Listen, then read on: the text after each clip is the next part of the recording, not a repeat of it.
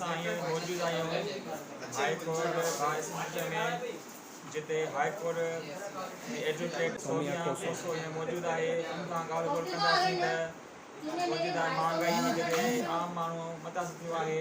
उते वीचारनि खे कहिड़ियूं ॾुखियाऊं दरपेश आहिनि, अचो त उन सां ज़बानी ॻाल्हि ॿोल ॿुधूं। बिल्कुलु जिते आम माण्हू हिन मुल्क जो आवाम आहे उहो मुतासिर थियो आहे, ईअं ई वकील बि हिन तबिके जो हिकिड़ो शहरी आहे, उहो बराबरि मुतासिर थियो आहे।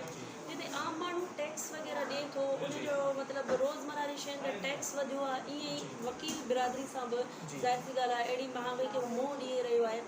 उनजो हाणे रीज़न इहो आहे त जो आहे सो वकील बिरादरी काफ़ी जेके नौजवान वकील आहिनि उहे सोचनि पिया त असां बहितर आहे त ॿी कंहिं फील्ड में वञूं या किथे जेको आहे सरकारी जेको आहे सो एम्प्लॉयमेंट मिली वञे, छाकाणि जो फीसिस जो जेको इशू आहे न उहो हाणे हुननि खे फेस करणो थो पए वकीलनि खे।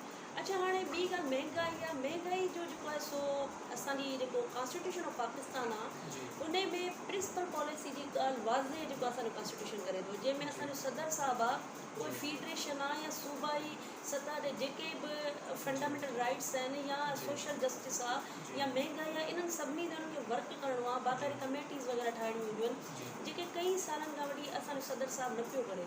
ऐं इहो ई रीज़न आहे। ॿी ॻाल्हि IMF जेको आहे सो उन्हनि जूं ॻरियूं शर्तूं आहिनि। असां उन में जेको आहे सभिनी खां वधीक जेको आहे सो असांजा जेके सियासतदान आहिनि न उहे त करप्ट आहिनि ई आहिनि, पर मां चवंदमि अवाम बि कंहिं नमूने घटि न आहे।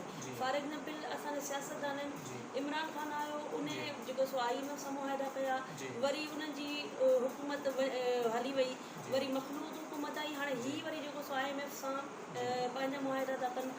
पोइ हाणे हीअ IMF वरी बजाए जो जेके असांजा जर्नल आहिनि या सियासतदान आहिनि उन्हनि ते ॻरियूं पॉलिसियूं मुड़ण जे बजाए आवाम ते मुड़नि था, माना टैक्स वग़ैरह जी सूरत में आवाम बि घटि कोन्हे। आवाम इन सूरत में जेका माफ़िया आहे, मसइलनि अटो महांगो थो थिए, माफ़िया छा थी करे उन में जेको आहे सो ज़ख़ीरो अंदाज़ी करे थी छॾे।